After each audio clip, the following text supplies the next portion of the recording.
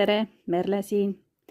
Täna ma räägin Veenuse mäest ja Veenuse mägi on see osa, mis on käe peal, siin see ümmargune osa, mis on pöidla all. Selline suur ümmargune koht. Ja sellest, kuidas siin on näha hästi palju peenikesid joonikesi, mis on ülevalt alla ja külje peale on näha sellised risti-rästi joonikesed.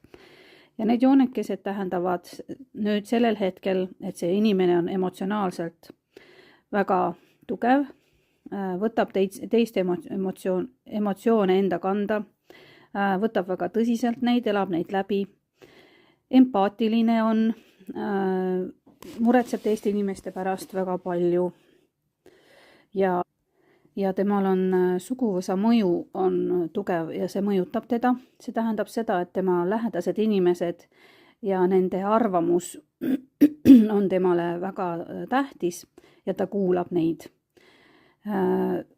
Ja siis on veel, temal on piiride puudumine. Et ta elab sellises maailmas, et ta ei pane endale selliseid tugevaid piire ette. Tal ei ole takistusi, ta teeb, mida ta tahab ja läheb, kuhu tahab. Kuulab nõuandeid, aga ikkagi teeb seda, mida talle pähe tuleb.